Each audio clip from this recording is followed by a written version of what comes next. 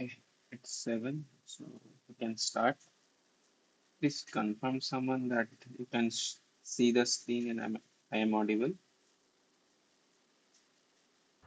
Yes, sir, you can see the screen and your audience. Thank you. So, welcome everyone. Let's begin. So, this is NOC 25W110 NPTEL tutorial session on microelectronics devices to circuits. So, the course instructor is Professor Sudeb Dasgupta from IIT Roorkee. I am Debashish from IIT Kanpur. So, yeah, we go live every week from 7 to 9 on Saturdays. So, this is the fifth week. So, let's begin. So, last week we left at the notion of MOS capacitors. We have seen how MOS capacitor electrostatics work. So, this week also we will start with one MOS capacitor question and then followed by some of MOSFET key parameters and key performance metrics. Okay, so to begin with, the question states that a MOS capacitor is fabricated on a P-type substrate, P-type silicon, where the metal work function is this. Electron affinity of silicon is given.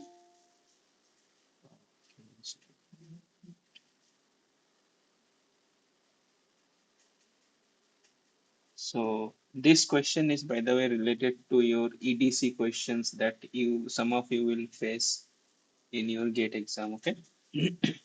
So EC minus EF is given as 0.9 volt. CC and EV are stated conduction band age and the Fermi level. Oxide permittivity is given as relative permittivity is given as 3.9. Free space permittivity is this. Tox is given as this. Electronic charge is this. And they have also mentioned that the measured flat band voltage of the capacitor is -1 volt. Okay.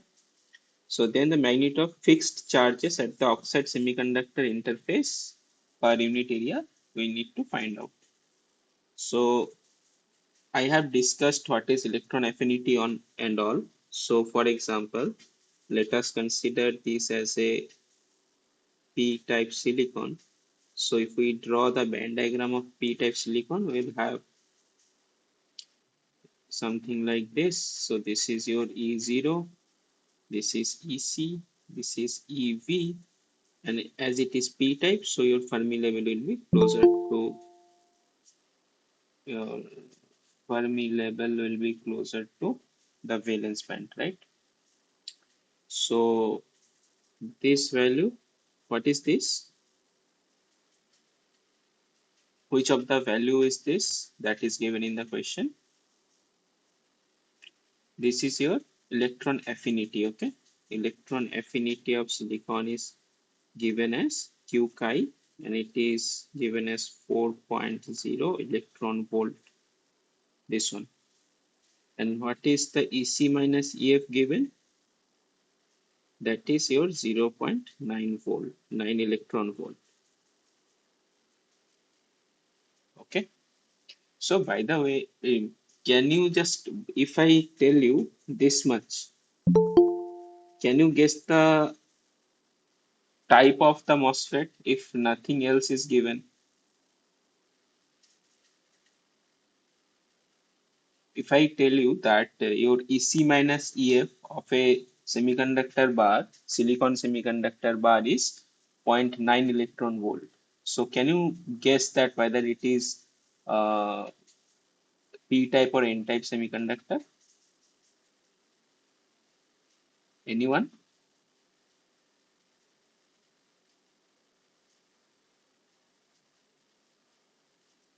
Or you can unmute and please tell me.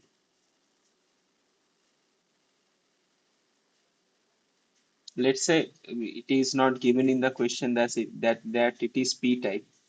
So will you be able to tell by the magnitude whether it is P-type or N-type for silicon?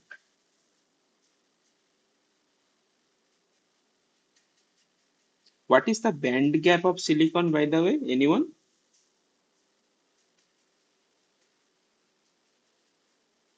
1.1 electron volt, I guess. So it is Eg is here around 1.12 electron volt.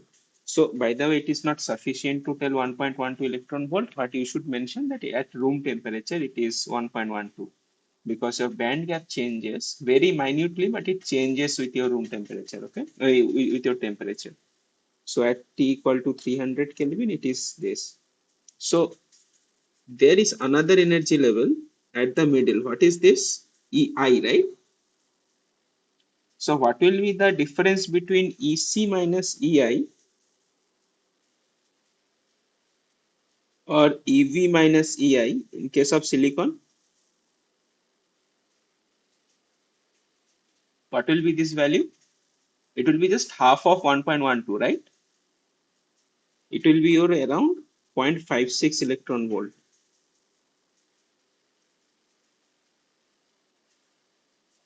Is it okay? So now if someone tells you that your EC minus EF is more than this value, so you can directly assume that the Fermi level is closer to your valence band. Is it clear? So this is a redundant information. Remember that. So even in some question, it is not mentioned what is the type. By noting the value and what type of semiconductor it is, whether it is silicon or germanium. For germanium, the electron band gap is 0.67 volt, around that range, right? Yes, sir. So we know that this is your uh, p-type semiconductor by this value. So how many of you know what is flat band voltage?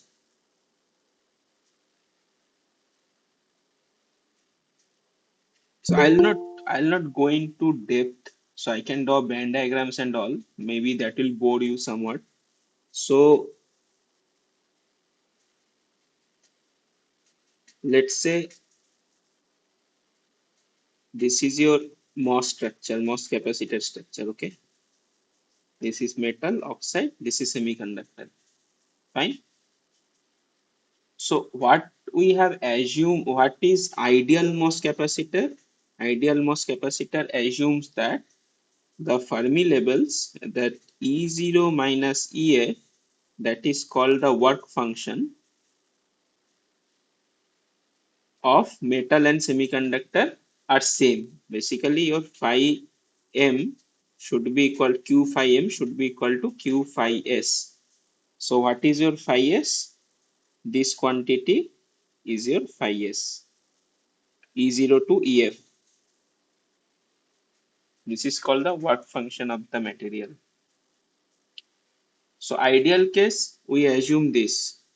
And also we assume another thing, that no trapped charges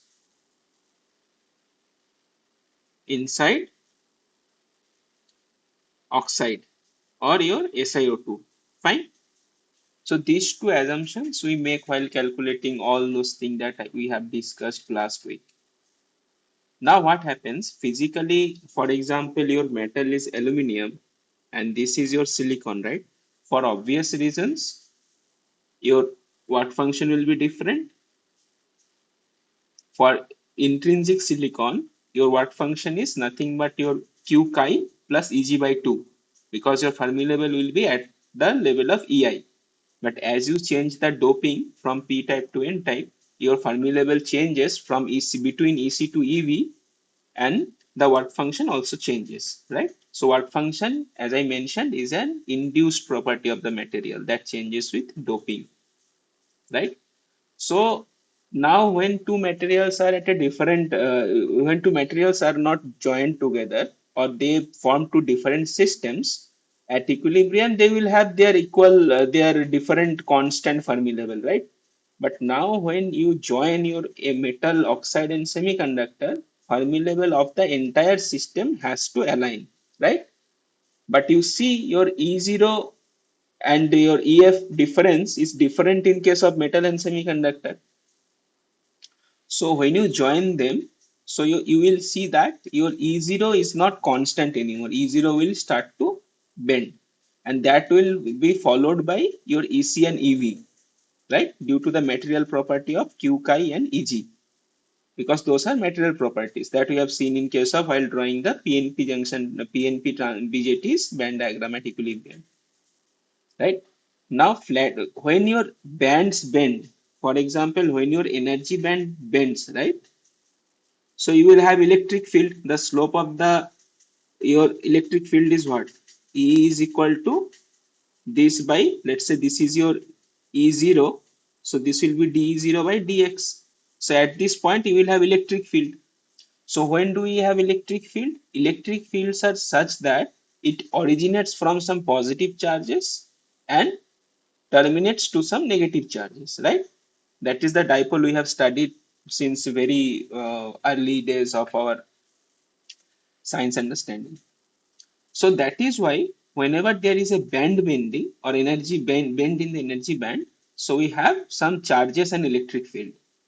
Flat band is a condition, that means your all of the energy bands has to be flat. That means in the entire system of MOS, you will not have any field present or any charges present, right?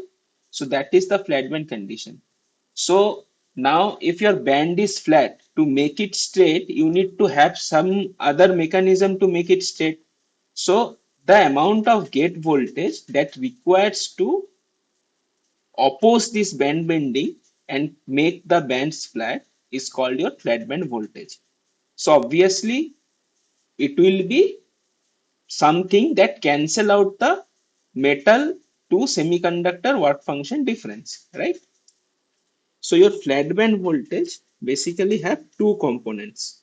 One is phi ms and another one is your oxide charges divided by the gate oxide capacitance. Okay. So these two components you have to remember. If you do not understand it, that is also fine. You can remember it in this way. So what is your phi ms? Phi ms is nothing but phi m minus phi s. That is the work function of your metal side minus the work function of your semiconductor side. And qox is, I'll tell what qox is. So qox is the fixed oxide charges, or this condition that is getting violated. There are, we assume that there are some charges that are trapped in the oxide, and these oxide charges per unit area at this interface. Okay, there is an assumption at this interface. Basically these charges will be in the oxide at this location. That is the assumption. Okay, so we want to, they have asked in the question, they have asked us to find out this quantity. Everything else is given. So what is your cox? Oxide capacitance per unit area is nothing but your epsilon ox over tox. Fine. So VFB is given as minus 1 volt. Phi m is given as 4.1 electron volt over Q. So you can directly write it as 4.1 volt minus phi s is what? Phi s will be your this quantity plus this quantity. So it is the difference between E0 and EF. So it will be 4 plus 0.9. So 4.9 volt minus Qox dash over this, you know, epsilon ox by Tox, right? So if I have this, so this will give me zero point 0.8 minus zero point 0.8. So minus 0.2 volt is equal to minus Qox dash divided by epsilon ox by Tox. So what is your Qox dash? This dash symbolizes, it is, we are talking about per unit area. So it will be nothing but 0.2 times epsilon ox is what you 8.854 into 10 raised to minus 14 farad per centimeter times epsilon r is your 3.9. Tox is your nothing but zero point 0.1 micrometer in centimeter. We can directly write as -4, right? -6 meters and -4 centimeter. So if you calculate, this will come out to be, we have to find out it in nanocoulomb, right? So if you calculate, I think it will be around -9 coulomb per centimeter square. Okay, you can just cross check. Just let me do the cross checking. 0.2 times 8.854 times 3.9 times 10 raised to -14 divided by zero point 0.1 times 10 raised to -4.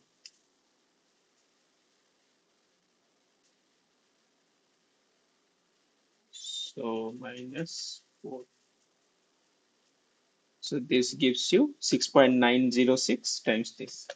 So you can directly write it as 6.9 nanocoulomb per centimeter square. Okay.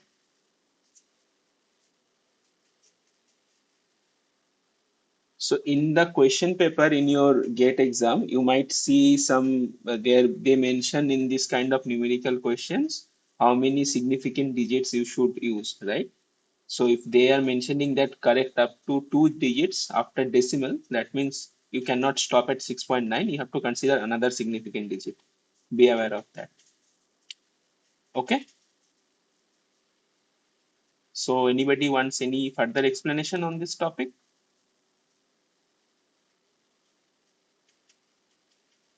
Okay. If not, so let's go ahead. So can anyone answer me this question? Carrier mobility dash with dash in temperature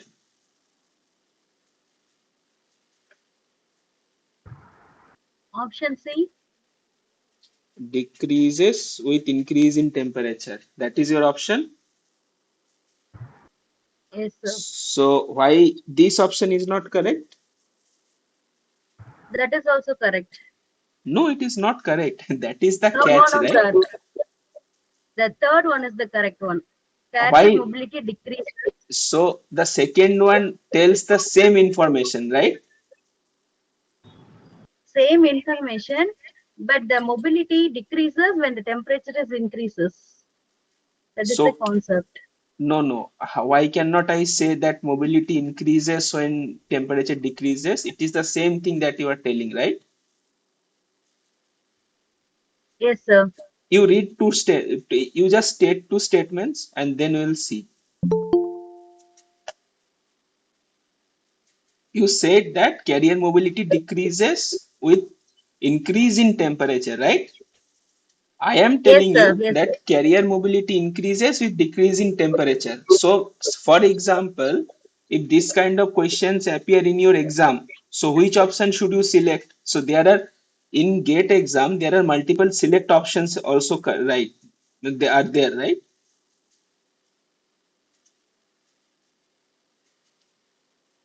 So you want to explain why the third one is correct and the second one is not correct? Yes, sir. So can you please tell me why it is so?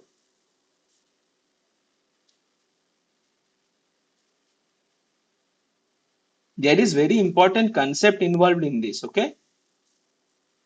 So this is a very simple question at the first glance. Velocity, Sorry? the mobility which depends upon the velocity also. Okay, please go ahead. So when we are increasing the temperature, the velocity increases, so it will randomly affect each other, so that the mobility decreases. Am I No, no, correct? that is fine. But my question was that same Mm. sentence, you just use the opposite action, right? For example, I am telling you that when temperature decreases, the velocity decreases, so mobility will increase. So why will not that be correct? That is also correct. Okay, So that is not the correct. So let us go deep into that. Okay. So you'll understand why it is correct, why the third option is correct, the second option is not correct. Okay, that is the entire purpose of solving this question. Otherwise, I can solve it in 1 minute and then go ahead. Okay. So first, tell me what is mobility.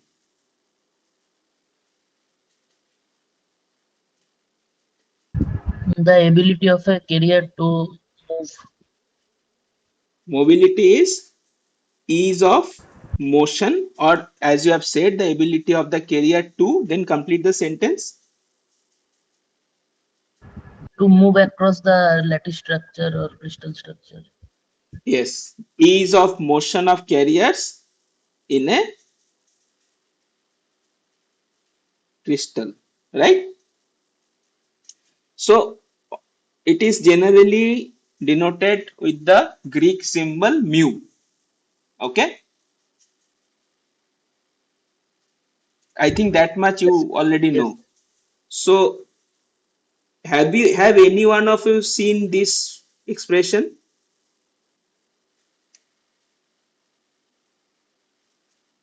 How many of you are familiar with this?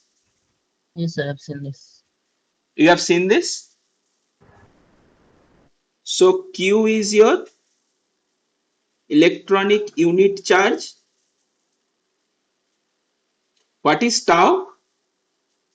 Minority carrier lifetime. No, but minority carrier lifetime is very different thing.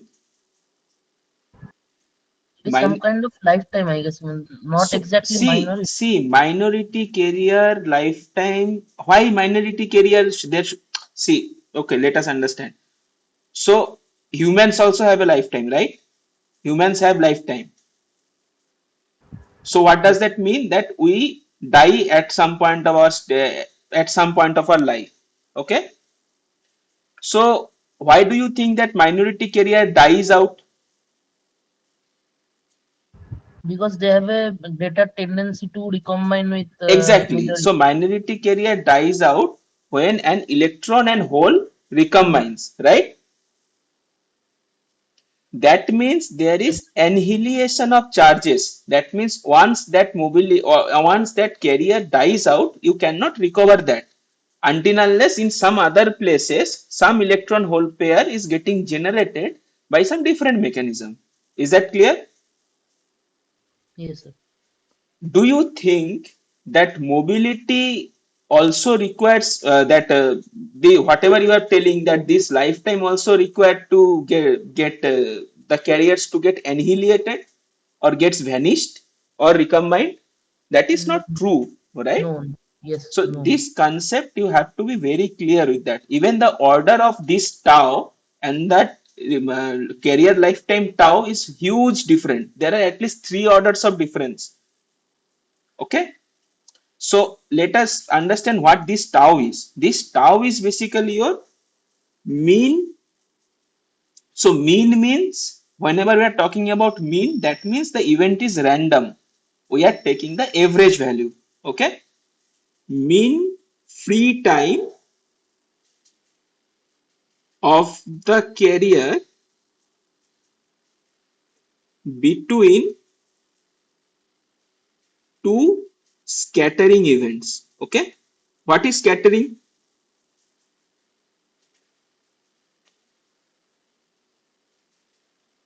What is scattering?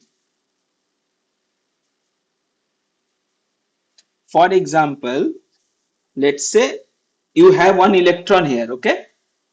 So when you increase the temperature beyond 0 Kelvin, this carrier will start to move. It will have some random thermal velocity. That velocity was what she was talking about, right? So let's say this electron starts moving randomly. It is not because of some field. It is because of the temperature, and it moves with some thermal velocity. Let's say VTH. Okay. Then it sees some blockade along the path of its motion. So what will happen? Its direction of movement changes. Okay. If its direction of movement changes, and at this collision, And if you assume the pure elastic collision, that the momentum is conserved. That means M1 V1 equal to M2 V2. Okay. And if as it is the same carrier, so it will also move with the same thermal velocity but towards a different direction. Then again it sees some kind of different blockade along its path. So it will again start to move. Let's say now this direction. So after some time, if you see that the electron moves like this, okay. So this motion due to the temperature and not due to the field is known as random thermal motion. Okay. Now this is a random event.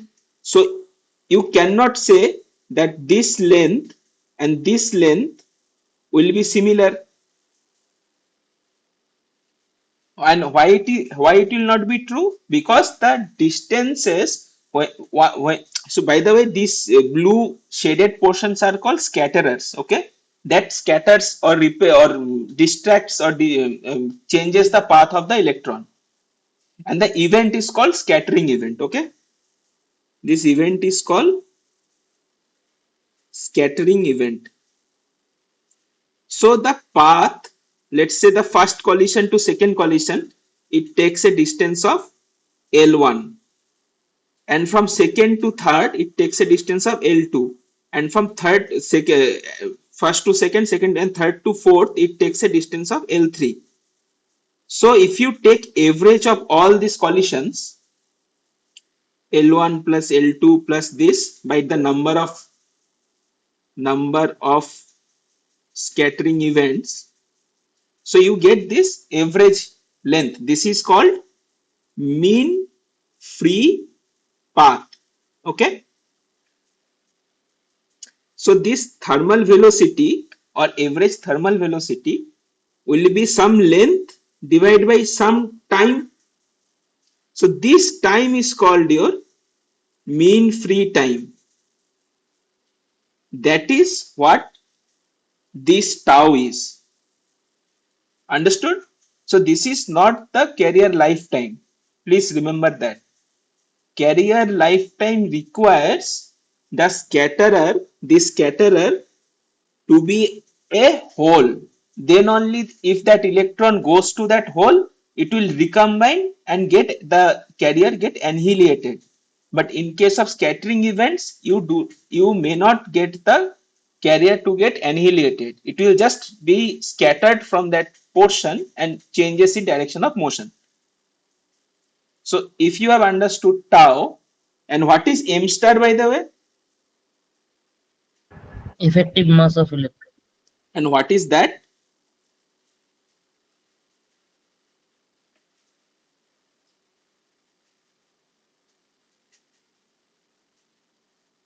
What is effective mass?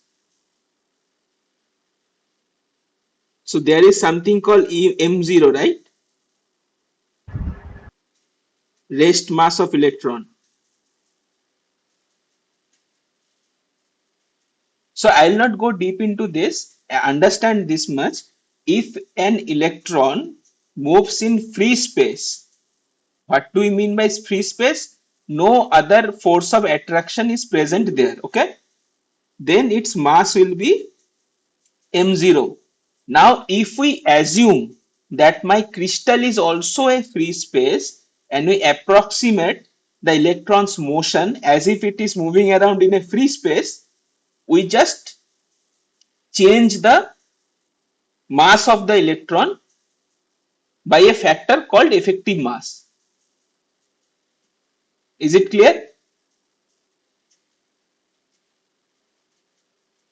So I do not think many of you will have the understanding of band structure, not band diagram, band structure. That is your E versus energy versus K wave vector diagram. So I'll not go into that.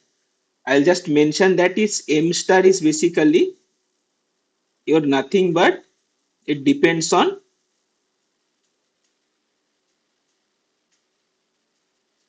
H bar by D2E over DK2. Okay. curvature of that. This k is your wave vector. Wave vector is what? It is nothing but 2 pi by lambda. So you know about, so if you have a periodicity in time, you know the concept of frequency, right? 2 pi by t is your omega. Yes. Similarly, if you in your crystal you have the physical space periodic, right? After each length a, you will have a periodic structure or periodic position. So similarly, as if you have studied your Fourier transform, you know that from time to frequency domain, you use the Fourier transform. Similarly, if you do the Fourier transform from, this is something called real space. If you do the Fourier transform from x to Fourier transform, you will go to a space that is called k. Basically, it is the analogy between time to frequency and x to k. Okay, so this is what that k is. So let us forget that. That is not part of our discussion. Just to mention you what is m star. So now, if this is the case, so somehow either this q or this t or this m star has to be dependent on temperature for mobility to be dependent on temperature, right? So q is a constant. Let's say m star is also a constant for a particular material. So what is the dependent of temperature? So tau is a function of temperature, okay? That leads to mobility to be a function of temperature. We want to find out how mobility changes with temperature. So for that, first we need to understand what are the scattering events that are possible, okay? So you must have heard about this is the types of scattering event. I will not do anything mathematical. It is not the purpose of this subject. I'll just do qualitatively tell you how temperature varies the mobility. Okay. So there is something called Coulomb or ion impurity scattering. Basically, what I mean by that, this shaded structures will be in that case some ionized donors or acceptors, okay, that is already present in my semiconductor, right, by the means of doping. So that if a carrier gets scattered by that, we called it a Coulomb scattering or ion or impurity scattering. Why Coulomb scattering? Obviously because my ionized acceptor or donors will be charged and the carriers that are moving, that is also charged carrier, so there will be a force of Coulombic attraction, okay, or repulsion. Similarly, another is called phonon or lattice scattering. This happens due to the vibration of the silicon atoms or these atoms, and we quantify that by means of phonons, okay, or lattice spacing will change somewhat. That will create this kind of scattering. We'll see what is that. What are the other types of uh, obstruction the carrier can face? The carrier can face each other as well, right? Electron can directly go towards an electron and get repelled back to some different direction. So that we call carrier scattering.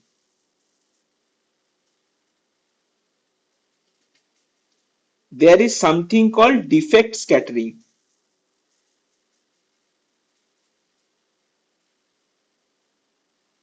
What is defect scattering? Whenever you are doing doping, not all of the phosphorus or boron atoms that you throw towards the silicon will form bonds, okay? So those will form bonds which will knock out a silicon atom and replace itself, phosphorus or boron, in that place. What about the other atoms? Those which are not forming bonds, those take space into these kind of voids. These are called interstitial voids. Okay, so that we, for our understanding, we will call those defects. Fine. So from those defects also electrons can get scattered. Then in MOSFETs, or the devices where the conduction happens between along a surface between two different materials, for example silicon dioxide and silicon, so there will be something called surface states which also create scattering. So we call this surface roughness scattering. Okay, there are many other effects of such. What are the most important effects for us in the UG level or junior PG level are this: Coulomb scattering and phonon scattering. Okay, so now we need to see how these two phenomena changes. Okay, so how many of you know this rule, Mathiessen's rule? So 1 over mu is equal to 1 over mu1 plus 1 over mu2, and plus if there are other scattering mechanisms. How many of you know this?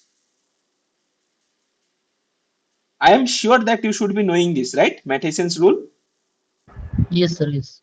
So have you understood that what is this 1 and what is this 2?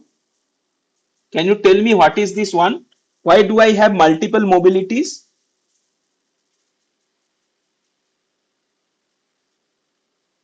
This, so you should ask the question to your respective professors or teachers, whoever is teaching, that for a for, let's say we take the example of silicon. So silicon should have one mobility only. So why should it be sum of inverse sum of two, or harmonic series of harmonic mean of two different mobilities, right? That should not be, right? This is because this is due to, let's say, scattering event 1. Scattering event 1. This is due to scattering event 2. Okay, as we are limited to these two only, so basically what is happening, this is nothing but your mu coulomb and this is nothing but your mu phonon. Okay, we treat each scattering event individually, and the combination of those two scattering events will give me the final effective mobility. That is what is being calculated by Mathiessen's rule. Okay, so now I need to see, so what is the goal is to find out is it as a temperature of C. So I need to see how mu C and how mu P varies with temperature. How mu C varies with temperature and how mu P varies with temperature. So let us first take the Coulomb scattering.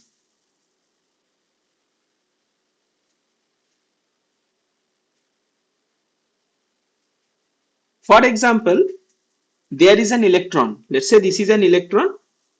It is moving along this path. Okay, and there is no scatterer or any impurity ion is present. So it will just go at its random thermal velocity, right? Now,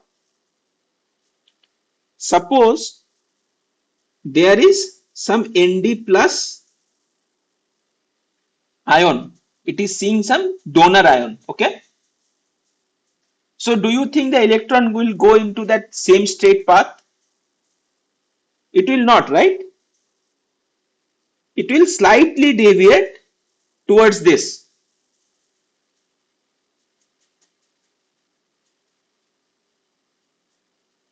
Is it clear? Yes, sir. Yes. So basically, it is not required that it directly hits the Nd plus. because Nd plus will be having some field lines, right? So as soon as electron encounters into or goes into near about that field where this Nd plus will have its effect, the electron will try to go near to that Nd plus because of the Coulombic attraction. Okay, so its trajectory will change. This is also a scattering event. This you might have studied in when you were first introduced to your atomic structure in ninth or 10th grade. There is something called Rutherford's experiment you must have studied.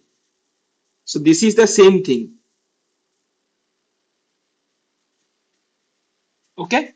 So the moral of the story is Nd plus changes the trajectory of the electron, or it changes the it creates a scattering event, right? Now suppose you increase the temperature. What will happen? As I do not Susarita, right? She has mentioned that as temperature increases, so your thermal velocity will also increase, right? So now instead of going like this, and then in an increased temperature, the electron will pass very quickly. Imagine a situation: you are riding a motorcycle in a national or on a national highway, and you are about to fill your tank, the oil tank, right? You need to fill your oil tank. Now think that you are riding at 100 kilometers per hour and riding at 40 kilometers per hour. In which situation there is a higher probability that you notice there is a petrol pump nearby? When you are driving at 40 kilometers per hour, or when you are driving at 100 kilometers per hour? 40 kilometer per hour. Exactly, right? So as my temperature increases, as the velocity increases, the electron will just kind of ignore the Nd plus. This is an analogy. Don't take it word by word, okay? This is an analogy. So electron deviation will reduce. So that means what? That means scattering will be less, right? So temperature increases, thermal velocity increases. As you do not know the exact mathematical formulation, so you can understand it this way: as thermal velocity increases, so electron will travel more path it will travel, right? That means what? Your mean time to scatter will reduce, or your L bar will increase in whatever way you can understand. So if your tau is reduced, or tau will increase, mean time between scattering.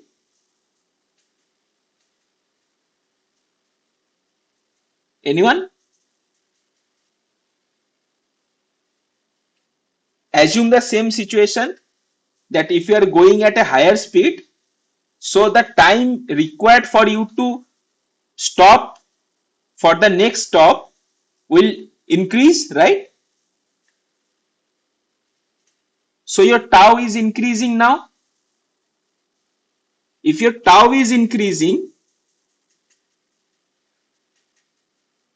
then what? Then your mobility will also increase, because your mobility is q tau bar by m.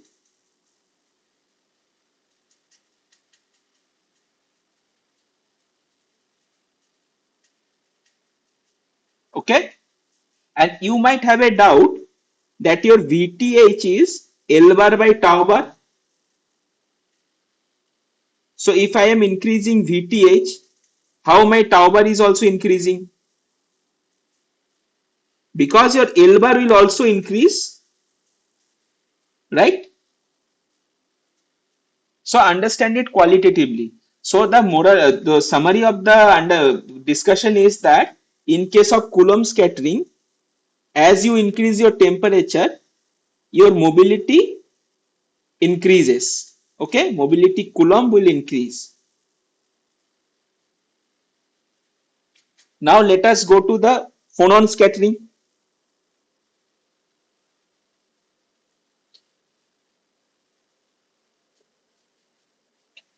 So let us assume these are periodically arranged silicon atoms. Okay.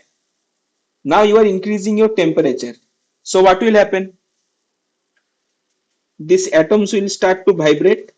It can vibrate in any direction, and based on that, various types of phonons will create. So phonons are nothing but the wave particle duality of the vibration, okay, or the elastic waves.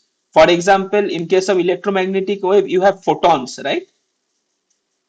The particle analogy of your particle equivalent of your electromagnetic wave is photons. So here the vibration equivalent is your phonons. Phono means sound. These are the particles that helps the sound to travel via air. Okay, we call those acoustic phonons. So let us not go into that direction.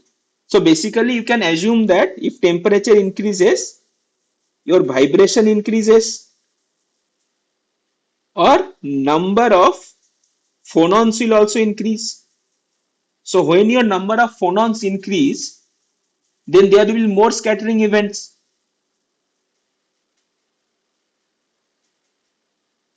More scattering. That means what? Mean time between two scattering events will reduce. That means what? Your mobility phonon will reduce. Fine. So there are two different mechanisms. In one case, when your temperature increases, mobility decreases. And in one case, when your temperature increases, mobility increases. And how these two are related? These two are related as their harmonic mean or inverse sum. Okay. So now we have to see that how this happens. So basically, in this case, your mobility P depends on temperature raised to minus 3 by 2. And in this case, your mobility C, temperature raised to 3 by 2. Okay. So I cannot show you the proof in this class. Just take it for the word. So now if I draw my temperature versus mobility, and let us draw it in log scale. Because why? If you take the log of something to the power, something in power, so it becomes a linear line. Okay. So let's say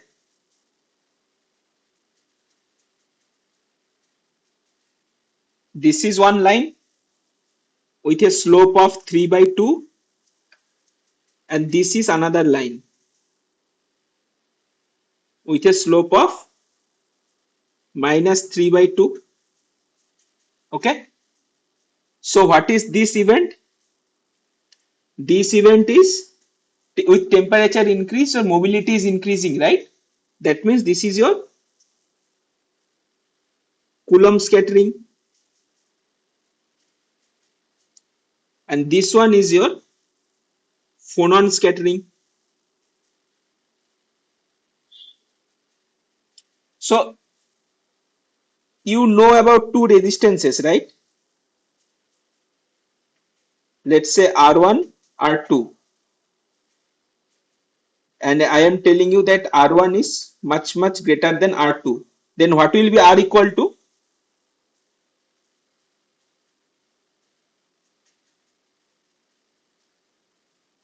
What will be the equivalent resistance? R2. So that means the lowest one will dominate, right? It is the same equation. You can see inverse sum. So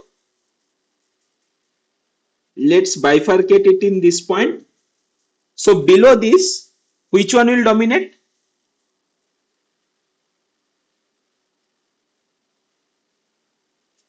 This is your mu C. This is your mu P. Below this point, which one will dominate? Mu P. So below this mu p will dominate, and above this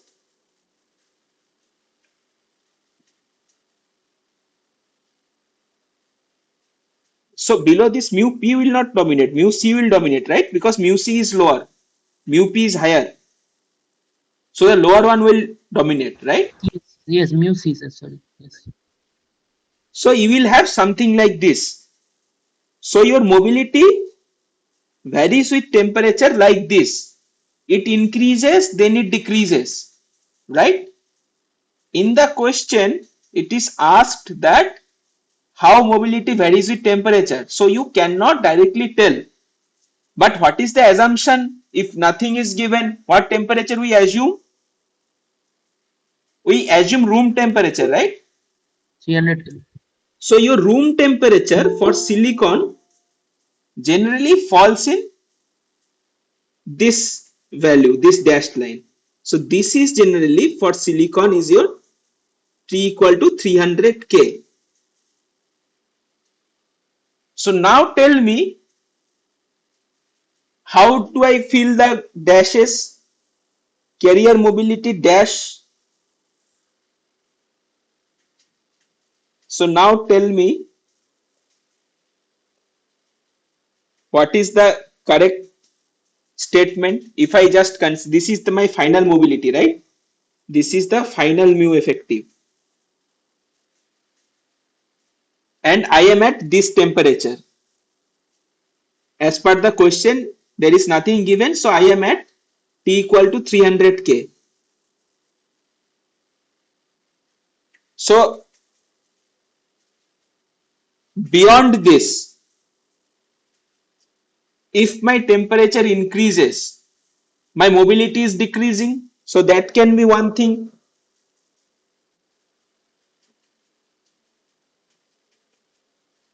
So my temperature increases and mobility decreases, right? That is one option. What is the another option that I was talking about? If my temperature decreases, does the mobility increase?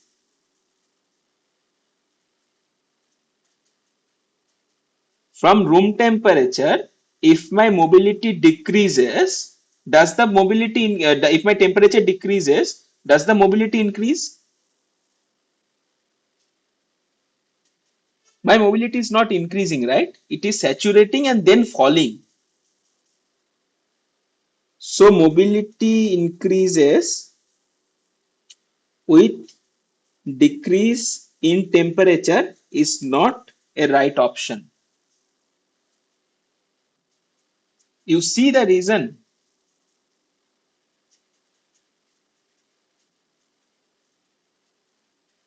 So who was telling the answer at the first? I think some Shusaritha. Can you unmute yourself?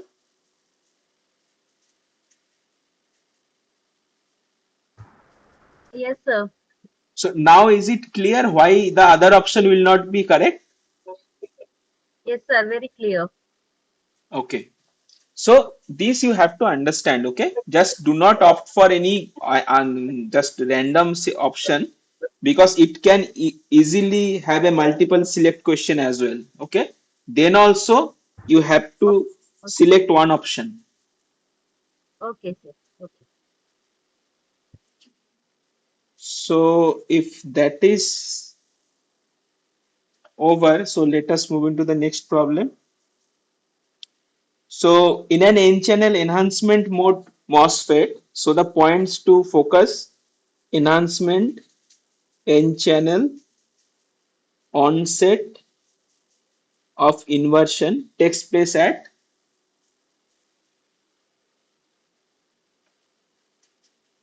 So First let option, us, Samay. first option, why not these two Yes. options? Let's say this is some real line and your VGS there. using VGS is this. So I have one point something called flat band, another one called threshold voltage, right?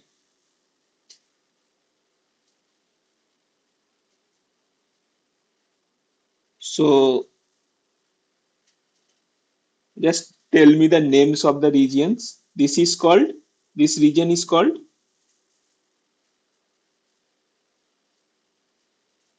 What are the names of this region?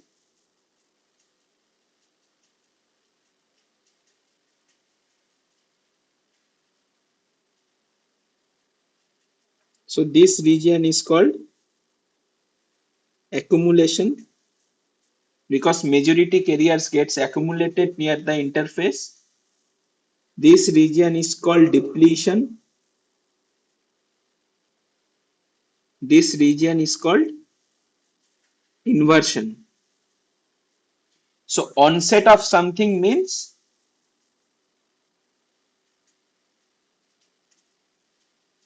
onset of something means Just the starting point. so this is thus called onset of inversion. So again, if I ask you what is the onset of depletion, so that will be the flat band voltage,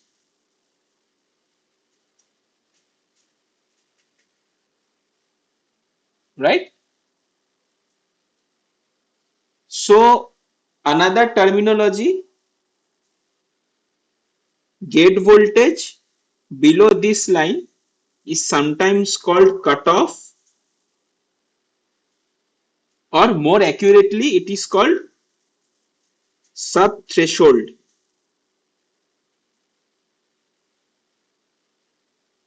Okay, below the threshold voltage the region is called subthreshold region. By the way, what is meant by enhancement mode?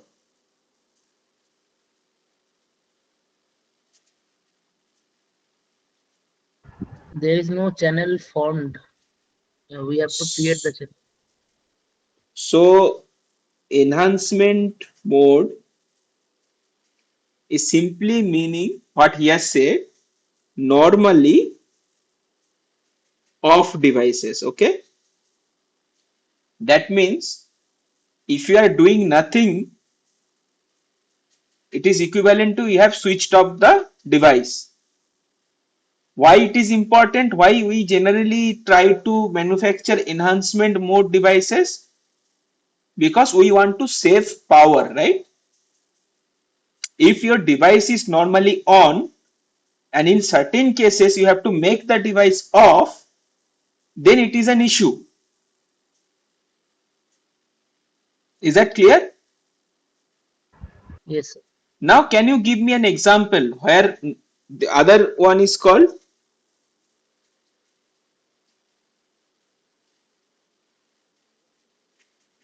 I think it is called depletion mode devices.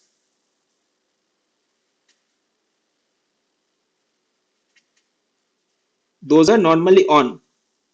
Can you give me an example where we need the device to be always on? Any example that is coming in your mind?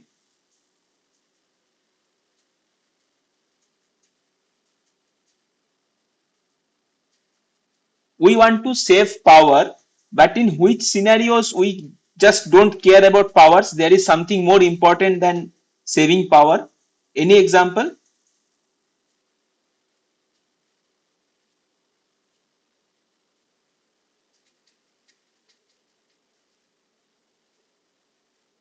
I assume all of you have traveled via train at some point of your life, right?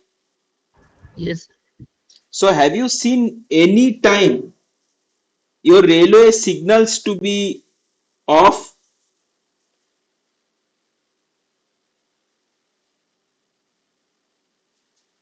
Yes, sir.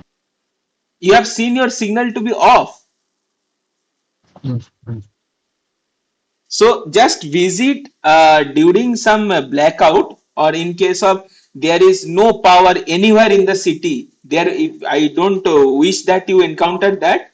But if you, even if you go to your stations, just spend some time in your railway stations and see even no lights are on, right? In some kind of power failure, you will always see that your red will always be on.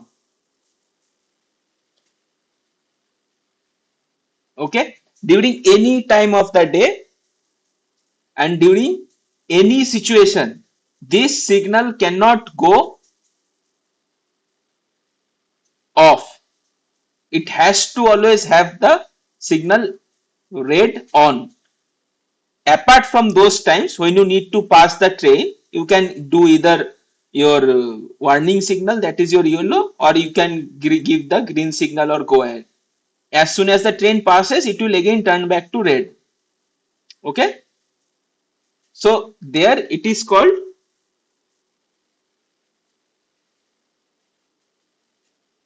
failure on the safer side.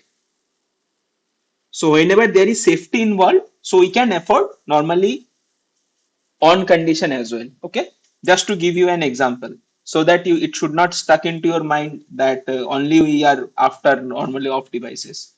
So there are many other cases. For example, in your high precision radar system that is mounted on your fighter jets during a dog fight, if you know what that means, two fighter jets are fighting each other. No, none of the your control system should go off, right? So those kind of systems also uses some kind of depletion mode devices as well. Okay, so okay, so this is question number 3. Question number 2. Okay, so yeah, please tell me this one. The conventional limit for subthreshold So slope. what is the third one question? What is the third one answer, sir? What is the Third one answer. First one. onset, right? Onset. If you see your higher courses, there will be many other classifications in these regions as well. Okay, depletion will get shorter. There is something will be called weak inversion. Then this entire region will be called moderate inversion. Then this region will be called strong inversion. But for our case, onset of inversion means VTH.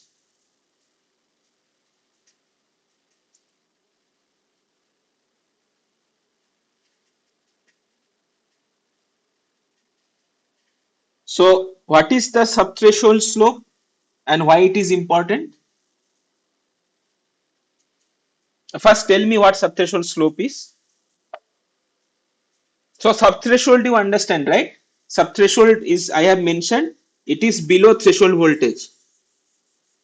So why subthreshold is important? Basically, normally we assume here your device is off and in this side your device is on. So basically off to on, your transistor, you are moving from off state to on state. So now tell me what is the subthreshold slope and why it is important.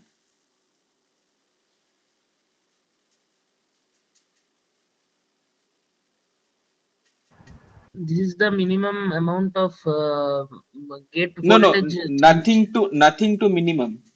What is the slope? Slope means it has to have some gradient, right? Some d of something by d of something. What is that?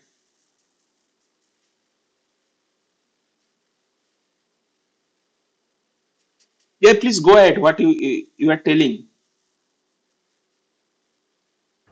I was telling that it is the amount of gate voltage change that is required to create a change of 10 decade in ID, drain current. 1 decade. 1 decade, sorry, 1 decade. So basically what he is telling. So if I draw my ID VGS, what is the ID VGS? You know? You know ID VGS like this, right? And what is your threshold voltage? Maybe somewhere here. So if this is your threshold voltage,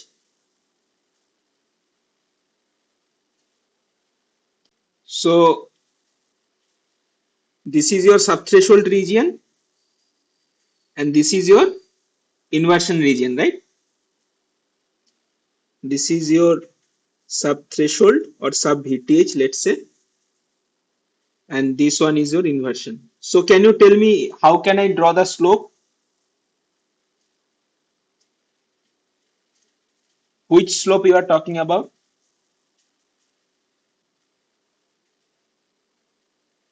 So it has to be below threshold voltage, and he is talking about this slope. Okay. So by the way, this kind of plot is called linear plot, right? Where we plot ID versus VGS. So these are not suitable plot to see the subthreshold region. So we plot the subthreshold slope or in the subthreshold region characteristics in something called semi-log plot. How many of you are aware of semi-log plots? Have you used semi-log plots in your control system or in other cases? Yes, sir. I have used it, sir. So what are the axes then? One axis is your linear scale, another axis is your log scale, right?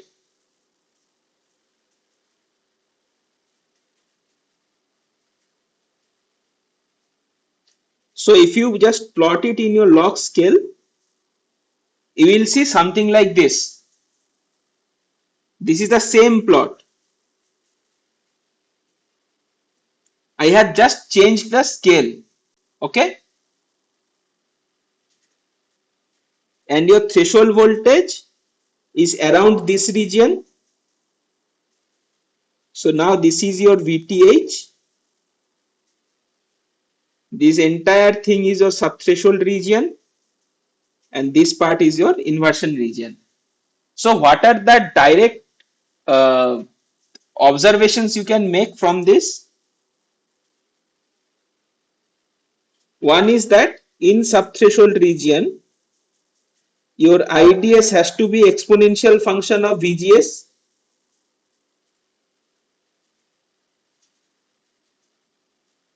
Is that clear? How can I say that? Sir, once again, can you explain it, sir? So y equal to e to the power x, right? Yes, sir. If I take log of y versus x, so log of y will become what? Let's say let us take for the time being base e. It does not matter. It will if it, you can take any value, okay? So it will Okay, become sir. x, right? Yes, sir. Yes, sir. It will become. So now if I plot y versus x, so e to the power x will be something like this,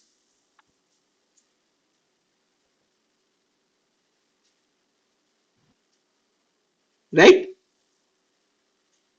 Yes, sir. And what about this? If I plot this versus x,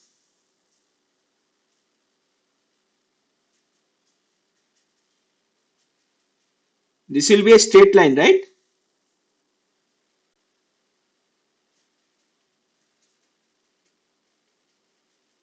If I plot x versus log of y, it will be a straight line like this, right? Yes, sir. Is that clear? Yes, sir. Yes, sir.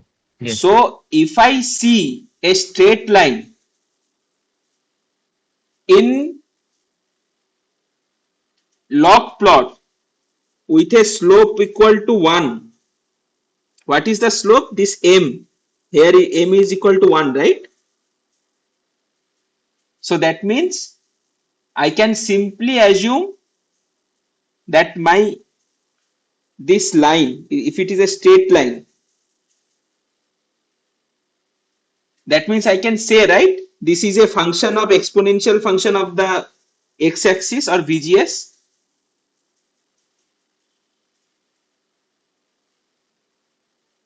Is that clear, or you have any doubt in that?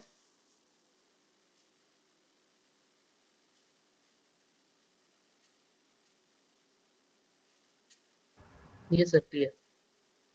Okay. Very clear, sir. So we understood that in subthreshold region that my ID varies exponentially with VG. Fine. So another point that we make here, what is the device that you know where the current varies exponentially with the voltage? Do you know any such devices? Diode. Diode. What is the primary current conduction mechanism in diode? Drift or diffusion? Diffusion. So in subthreshold, the current conduction mechanism is basically diffusion. Okay. And it also as a function of VDS as well. It also varies VDS exponentially. And in this region, the current conduction mechanism is primarily your drift. Okay. Why drift? Because then the entire channel forms between the two n-type region, right? So entire thing is n-type. So if in a semiconductor, if I put just one semiconductor bar, why it diffusion happens in case of PN junction diode? Because we have a concentration gradient from P to N side. But if I give you N and N means a single N bar, then if you connect any potential, the current conduction mechanism will be drift only. Fine. That is what is happening when the channel gets formed between source and drain. Okay. So in your subthreshold region, your diffusion dominates, and your in inversion region, your drift current dominates. Okay. But sir, I don't get how in MOSFET the diffusion occurs because You we have don't get that. Okay. So in let us start with PN junction. You understand how PN junction, in case of PN junction diffusion occurs? yes, Okay. So okay, let us do it in this way. Let's say this is your PN junction, this is your MOSFET. You will understand immediately. So this is P side, this is okay. Let us do it in this way, it will be easier for you to understand. This is N side, this is P side. Fine.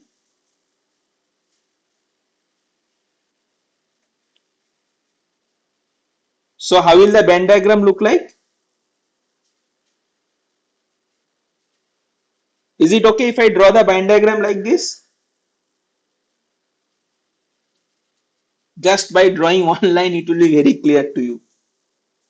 Is it now okay?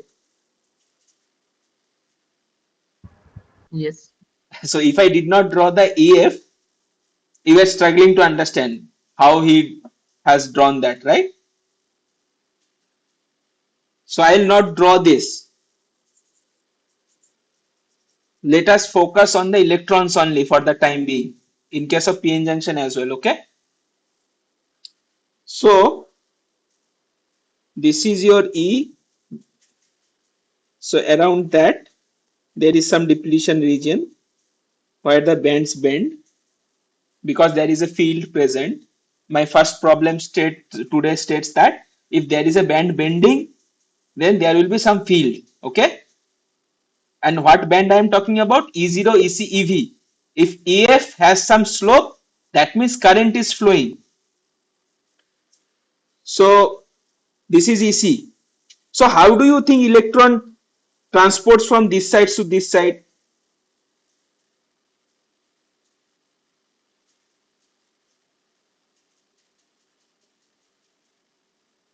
So electrons will diffuse from this side to this side, right, Ankit? yes, sir, yes, So how do you think in energy the electrons will flow from this to that side? So electron has to surmount the barrier, right? yes, Even if you apply forward bias, you can barely low this by forward biasing. Or P side high voltage means it EC lowers. So more number of electrons will flow from this side to this side. Right. Fine. Yes. So this transport is called thermoionic emission. Okay. This kind of transport is called thermionic emission, and this is the same mechanism by which diffusion also takes place. You understand about the concentration gradient, right? But now understand it from the band diagram point of view. Yes, sir. Okay. Now let's say you have this N and N, okay? Same concentration, everything. So I will have my band just like this, EC, right? Yes. Yes. So my electrons at this position can easily move into this or roam around into this because these are free electrons. It can roam around anywhere in the system. Yes, sir. Okay. If that is clear to you, now let us take MOSFET.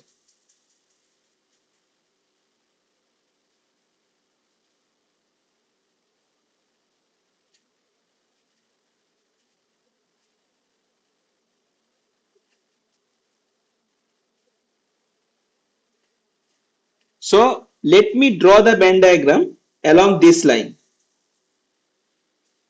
So what do I see? I see a N plus, then I see a P, then I see a N plus, right? Yes. So how will my band diagram look like? Yes, sir. This is N plus, this is P, this is N plus, right? Yes, sir. So let's say there are my electrons.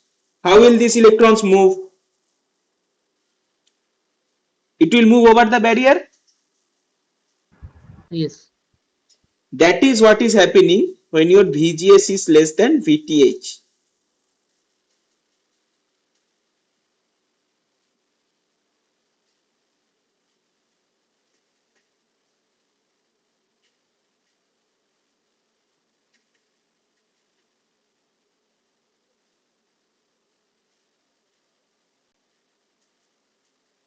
Okay. Yes, sir. Now let's say the same MOSFET, you have formed a channel.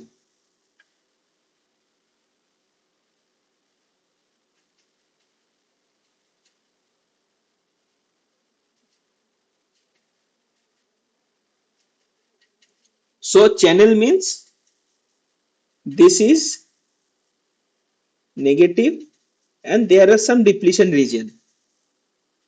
So now let us draw the band diagram again at this place.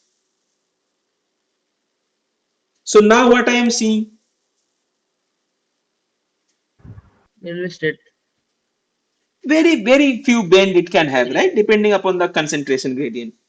So it is N plus. I can see that here N type channel and I can see here N plus. So what mechanism will it take place?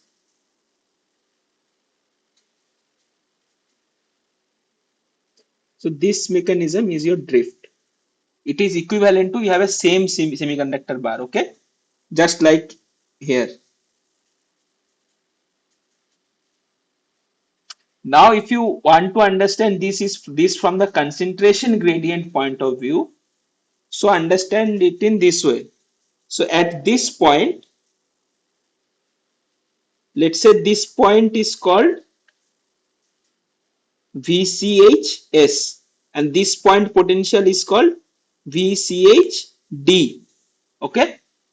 What is this? VCH is the channel potential or the potential at these points. Fine. Diffusion can only Yes. happen when there is a concentration gradient between these two. Yes. So now let's say you are applying a VG, your source is grounded and you are applying some VD. Fine. Yes. What is the potential at this point across this MOS capacitor? VG. VG. Then let's take different color. Let's take green. What is the potential different at this point? VG minus VD. VG minus VD.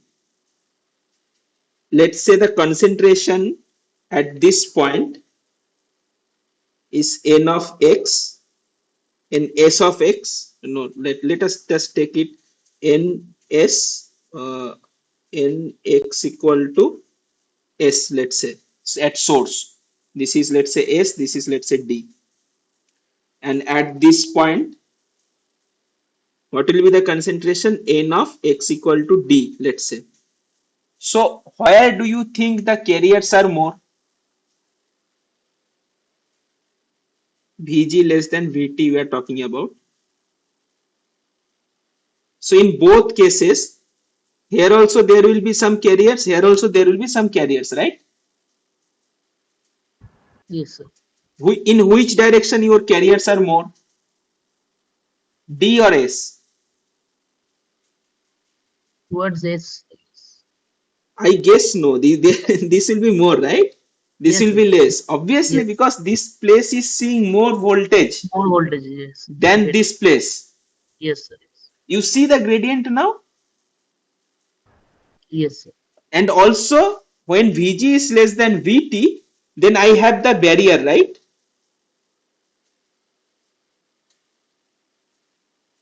So Yes. this barrier is preventing me to happen to get the drift component. Yes, sir. Because in drift, what is your drift? What is your Jn drift?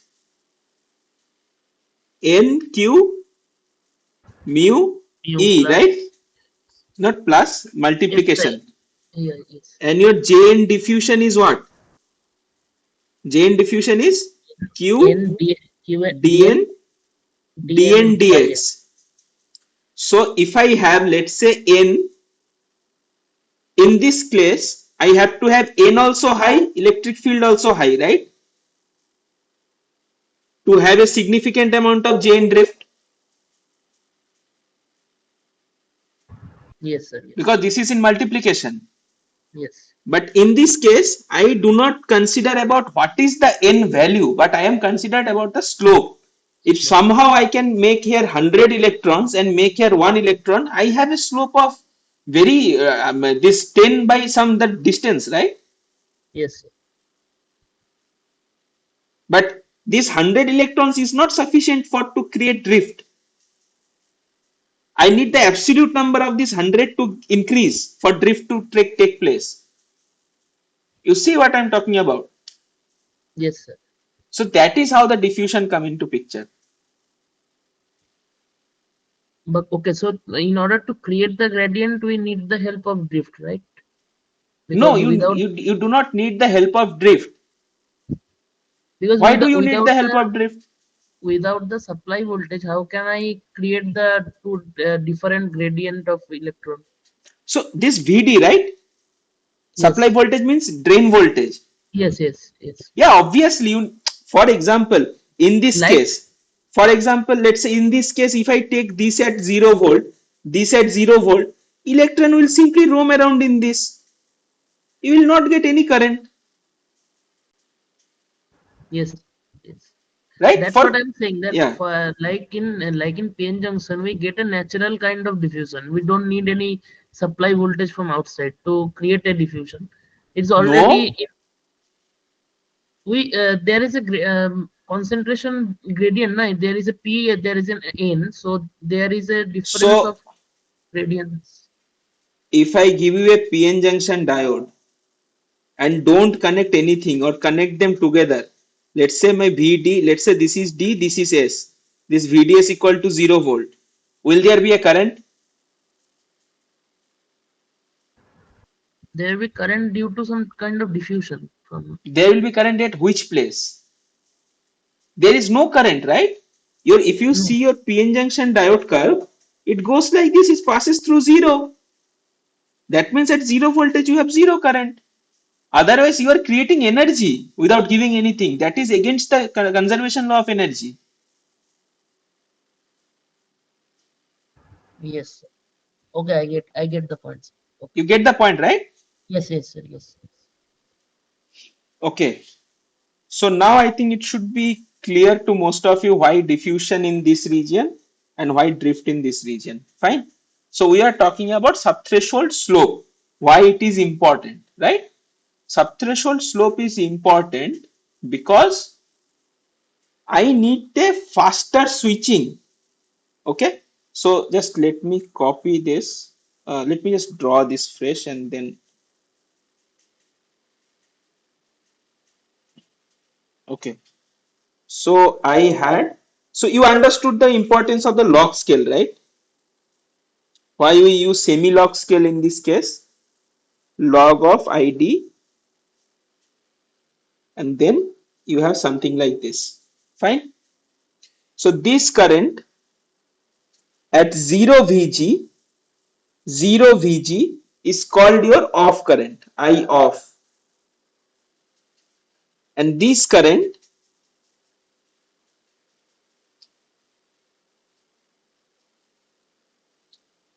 at the supply voltage VGS equal to VDD is called the on current, right? Although note that my transistor is getting on at this place. Beyond this, my transistor is on. However, I define the on current like this, okay? You will see when we do CMOS inverters, you will see that why that is important. Anyway, for now, I just want to know from you, what do you think that, what do you think about ion and Ioff? Do I need it high or low? And do I need my off current high or low?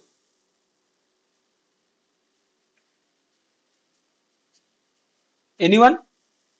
Do we need on current high? If so, why high? Or low, to if so, why low?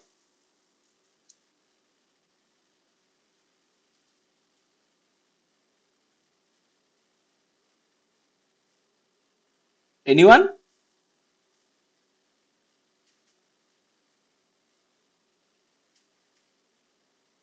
We want high on current or low on current?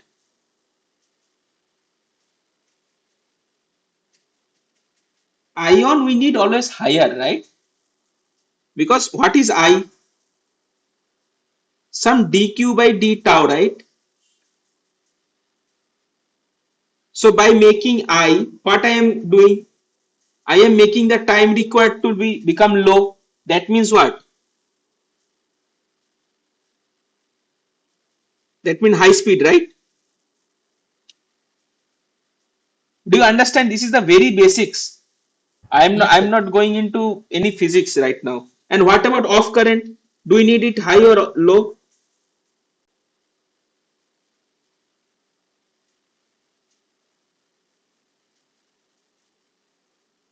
For example, you have a mobile phone, right? Now everybody has smartphones. What happens if you keep it idle or if you do not use it? What happens?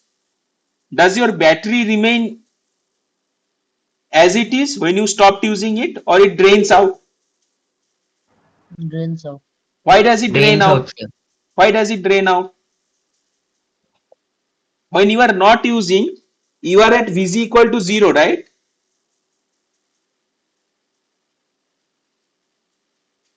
So why is your battery getting drained out? This is because of this guy, Ioff. Your Ioff is not 0. So this is log scale, understand that. What is what is 0 in log scale? Log of what is 0? 1. 1, sir. Log of 1 is 0.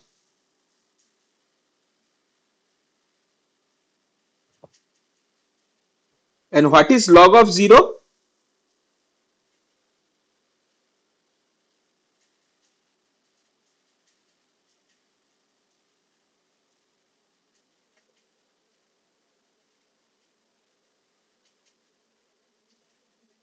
What is log of 0?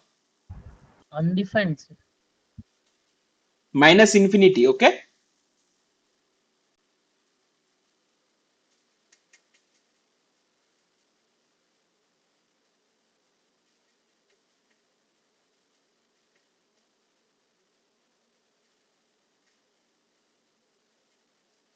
Is that clear?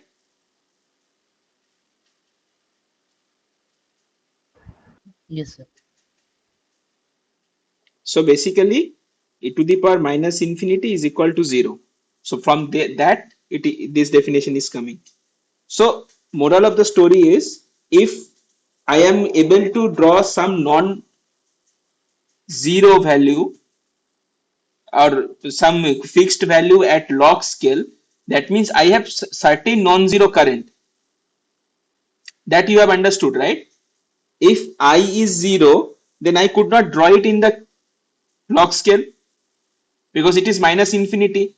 So I have some non-zero current flowing in the off state. Is that clear to everyone? Yes, sir. So if some non-zero current is flowing on, your battery cannot remain at same percentage that you have left with. It will obviously drain out. Yes, sir. So what do you think you should do, this off current to increase or decrease? I ideally want it to be 0, right? Yes, sir. Ideally, I want the curve to be like this, right? Yes, sir. I 0 log should be minus infinity. But this is causing my leakage. So this term Ioff is also called leakage current, some non-zero current. This is what is causing your static power dissipation. When your device is in static mode, then also your some power gets dissipated. This is the reason why your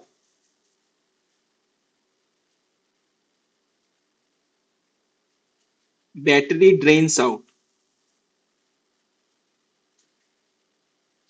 Okay, so I want my Ioff to be lower, right? So I want my ion to be higher, I want my Ioff to be lower. The metric that we generally use is ion by Ioff. So basically we say I want this to go very high, 3 to 6 orders minimum, okay, for a good device. So if ion by Ioff I need to get higher, what is the metric should I use? The metric that I use is the slope of this curve, okay, because this is my straight line, so I can get a constant slope, somewhat constant slope, right? So this slope of this curve, so slope of log ID versus VGS curve is called subthreshold slope. We denote it by its symbol S. So basically S is defined as D of log ID, the base is 10, divided by D of VGS. This is the same thing that someone has mentioned. How many voltage I require to get a decade of change in the current. Okay, what is the unit? Unit is volt inverse. Why? Because log of something does not have any unit, right? You can write also decade per volt. That is also fine. This, or decade is nothing but a unit of 10 with no unit after that per volt. Or you can take millivolt as well, as you wish. Okay. So this is called subthreshold slope. So in the question, it is mentioned slope, but the unit was given millivolt per decade. So this was a mistake. But there is also another quantity that is called SS, and that we define as 1 over S. That is D of VGS divided by D of log IDS or ID. The unit here is millivolt per decade.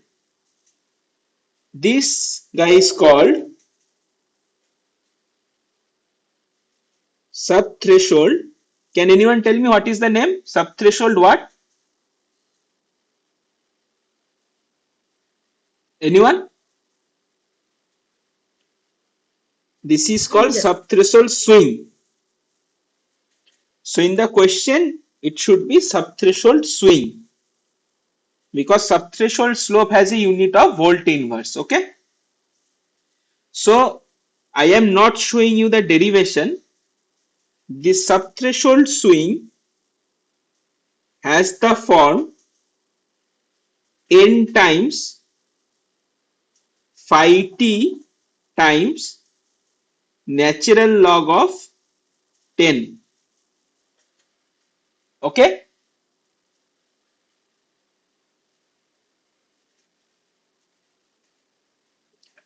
This n is called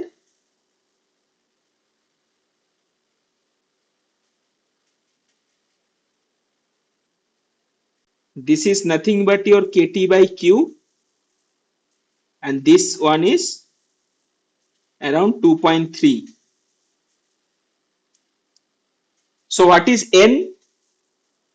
N is basically 1 plus alpha. This 1 plus alpha is C depletion divided by C oxide. What is that? In case of your MOSFET,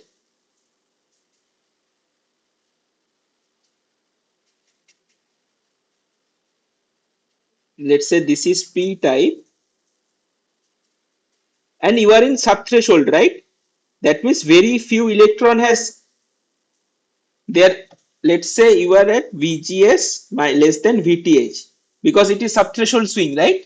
So very few electron will be there. So mostly there will be depletion charges,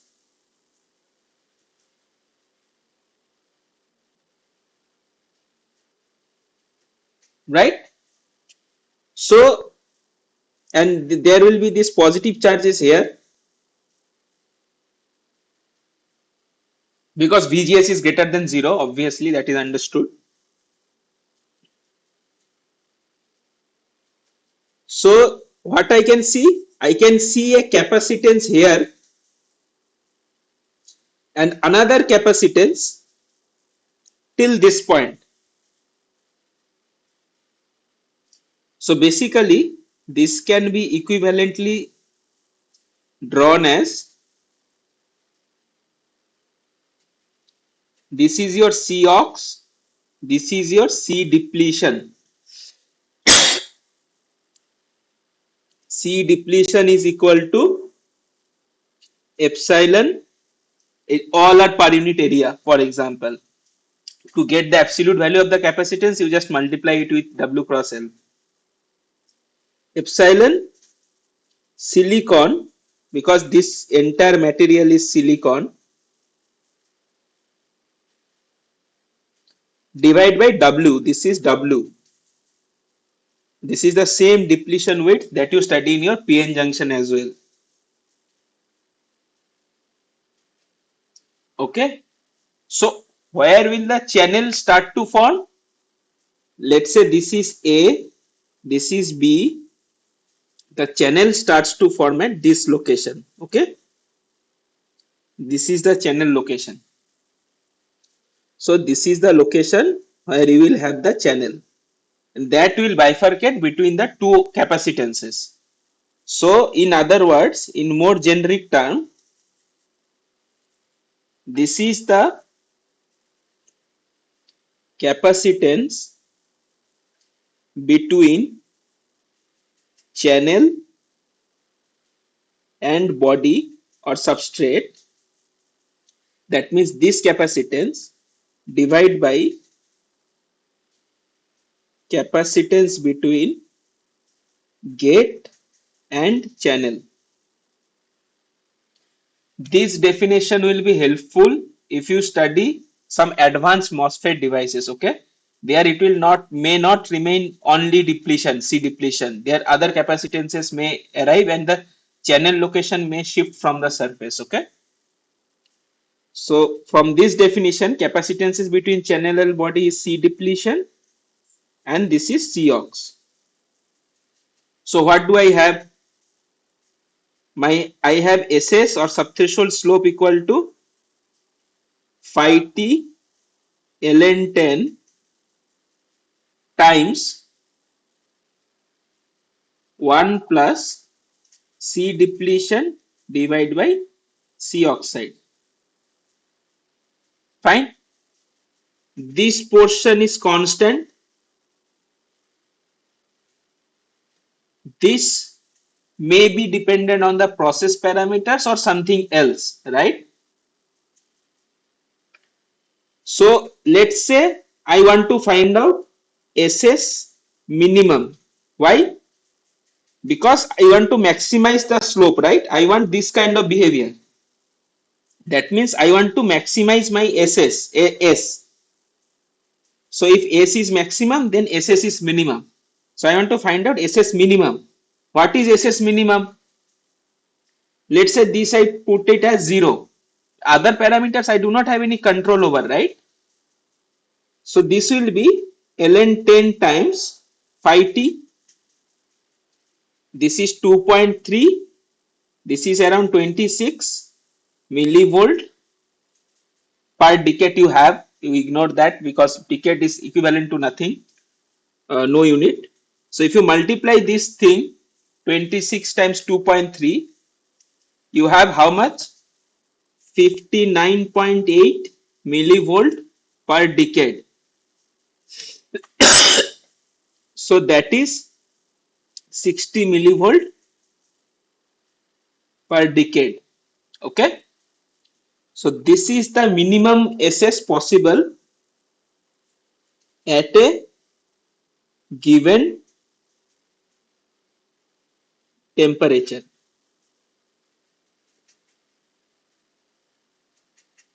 So this also is called Boltzmann's limit. Okay. So now the question is, this is the theoretical minimum possible. Okay. This is the theoretical minimum possible, 60 millivolt per decade. Now the question is, generally in your devices, let's say the devices you are studying in this course has around 90 millivolt per decade devices. Okay. That means your subthreshold slope will be something like this. Now tell me, can I increase? Let's say my 90 volt per decade slope is this. So reducing SS means nothing but increasing ion by Ioff. So increasing ion by Ioff can be done achieved in two ways. One is increasing ion, another one is decreasing Ioff. So what do you think is the most viable way between these two? Can we increase ion arbitrarily, or should we focus on Ioff?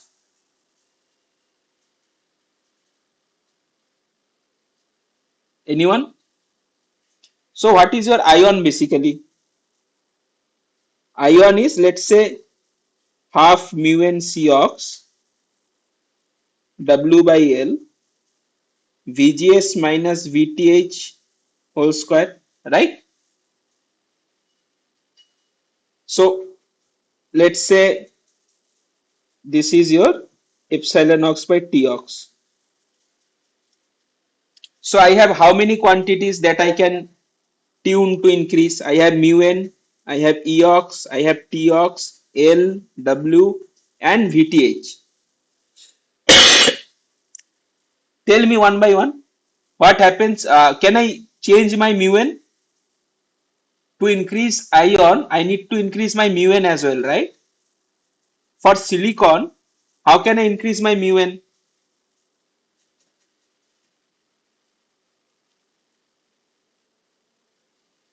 Mu n is generally fixed, okay?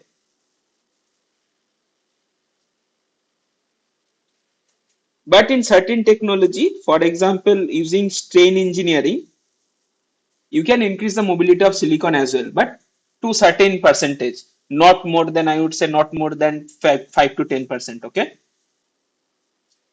What about Tox? Can we reduce Tox?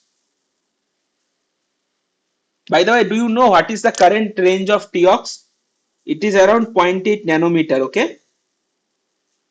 So there is a metal and there is this length is very narrow, around 0.8 nanometer. So what will happen? Tunneling through the insulator will happen. That will ruin your transistor action. So this cannot be done. Thinning further cannot be done. What else we can do? We can increase Eox.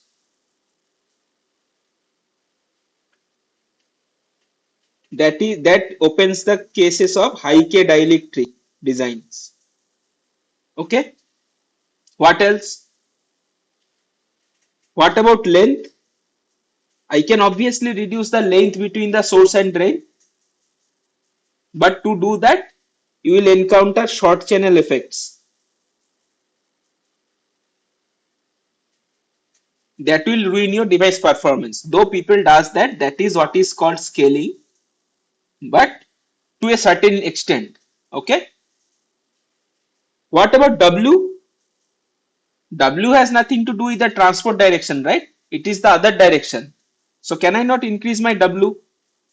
What will happen if I keep increasing my W? Anyone?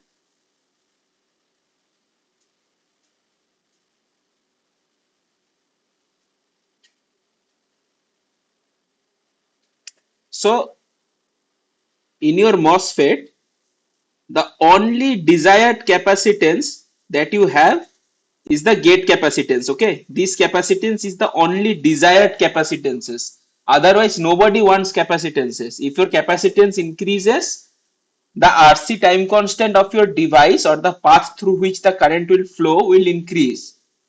That will make your device more sluggish. Okay. So apart from Cox, no other capacitances are desired. But what happens? You have parasitic capacitances as you go to higher frequency. So these capacitances will also depend on this W.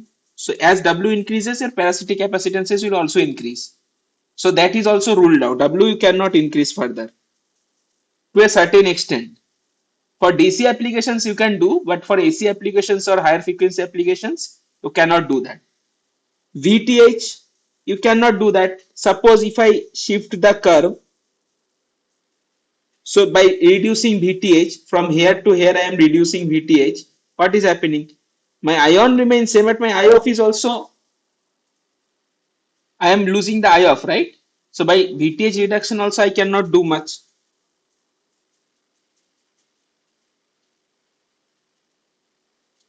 So VTH is also out of question. So moral of the story is that ion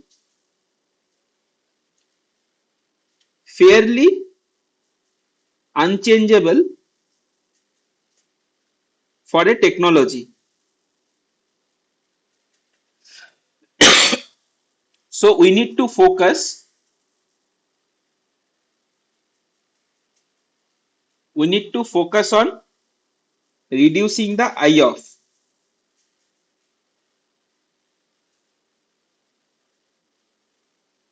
Okay. So what is the only parameter in this expression that we can change?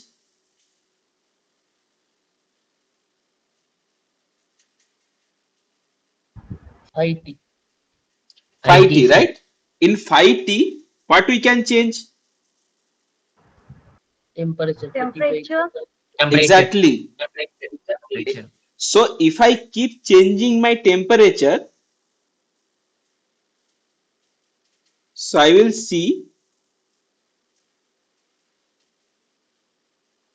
So basically this is because your on current will also increase somewhat. So we will see this kind of behaviors. Okay. If you go to very high temperature, no, you can see even this kind of behavior. This is as I am reducing temperature. This is around your 10 millikelvin. Okay, millikelvin. Imagine people have reached around 10 millikelvin operation. You know about quantum computers? You have heard about quantum computers, right? Sir, I have heard it, Yes. sir. So Yes, sir. quantum computers, the ICs that quantum computers operates on qubits, right? To preserve the spins of that qubits or the states of the qubits, you need very low temperature. Okay, because at higher temperature or room temperature, so much you get so much entropy or so much randomness or thermal agitations that it cannot preserve the quantum states. As soon as you start to measure it, it will just go vanished. That you must have heard about Schrodinger's cat experiment, right? So at very low temperatures, less we call it cryogenic temperatures, we have these quantum computers working fine. So there we can get very steep your ion to Ioff ratio or very steep subthreshold slope. Okay, and also there are other aspects you can do. uh, okay, we have 7 minutes. Okay, maybe I cannot start new problem, so I'll just tell you this. Do you know why it is called Boltzmann's limit?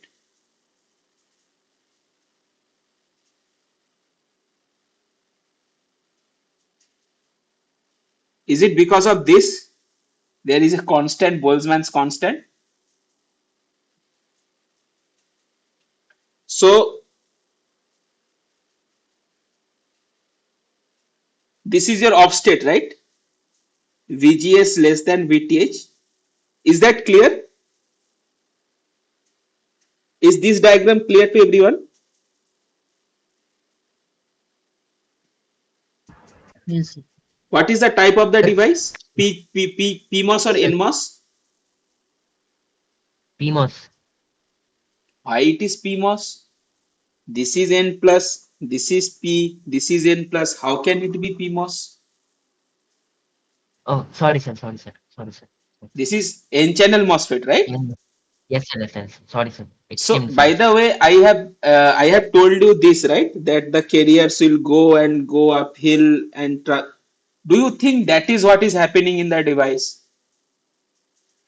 That is not actually what happens. It is a way of teaching. But what actually happens is that if I draw this, so how many of you know this? This is energy. This is F of E. How many of you seen this?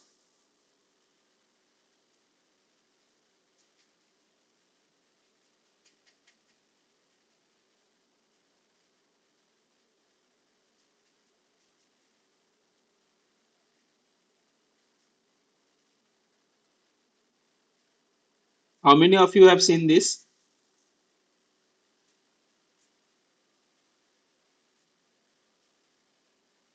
Fermi-Dirac distribution you have heard of? Yes, sir. So what does it tell basically? This is the probability of finding an electron, right? That means at higher energy, you will have very high value of finding an electron. At lower energy, this is lower energy, right? Then this is higher energy. At lower energy, your electrons will be more. And at higher energy, your particle will be lesser, right? This is the law of universe. Every particle wants to be at the lowest possible energy, right? For to gain the stability. So at lower energy, you will have very high electron. As you increase energy, it dies out exponentially. The probability of finding the electron dies out exponentially. Fine. So this tail is called Boltzmann's tail. Fine. This is coming from, this is your Fermi-Dirac, right? There is another distribution that Maxwell-Boltzmann had come about. That is your exponential minus E by KT. So moral of the story is, as you increase your energy, the number of finding the electrons or the electron number of electrons will go down exponentially because nobody wants to be at the higher energy level. Fine. Now if I draw this exact diagram, this is f of E and this is the energy. Let's say somewhere here was your EF. So how will that look like? It will look like something like this. Is that okay? I have just flipped the axis. Okay, sir. So now let us, so how many number of electrons should be there in this very high energy? Very few, right? So these electrons only can travel above the barrier, okay? Because these are above this energy. Now when you increase your gate voltage, what happens? These start to come down, right? You are increasing gate voltage, so energy, electronic energy will come down. So now what happens? Now this much electron can pass through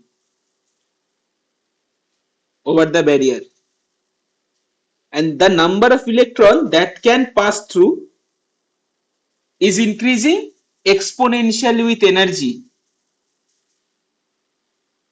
or the gate voltage,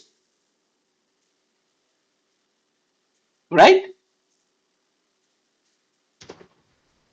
So the Yes, entire sir. purpose to, how can you make sure that your, so by the way, what is happening, how does your Fermi-Dirac distribution look like at very low temperature? It looks like almost like a step function, okay? So now let's say I have a step function like this. So you see my tail is getting very small. Even at the off state means there will be some barrier, even some barrier there. So even my off state, very few number of electrons will travel. If very few number of electrons travel, that means what? My Ioff is getting reduced.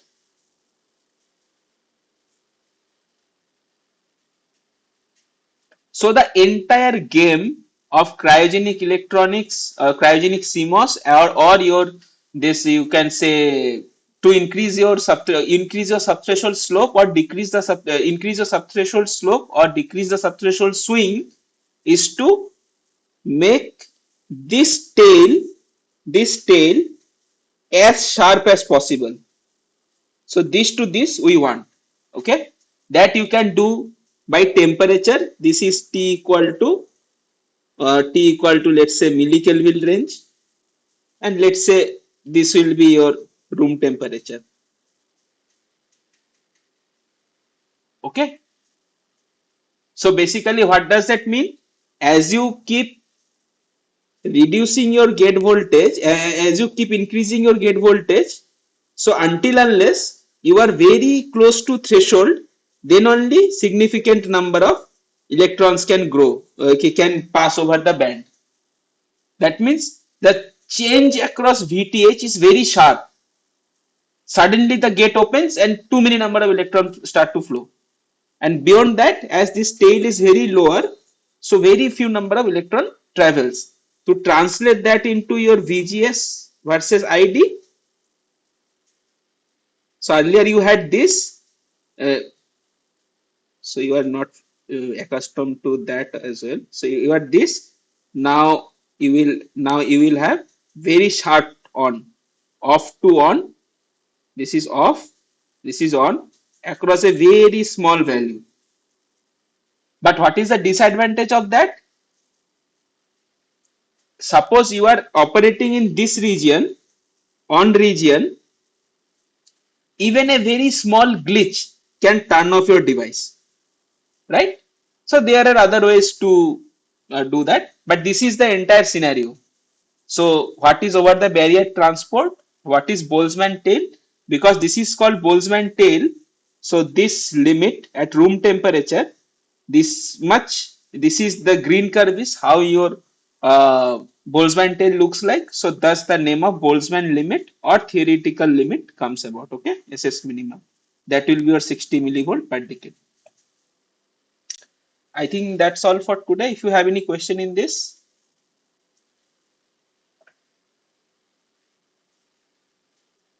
if no, then thank you all. Let's end the session here.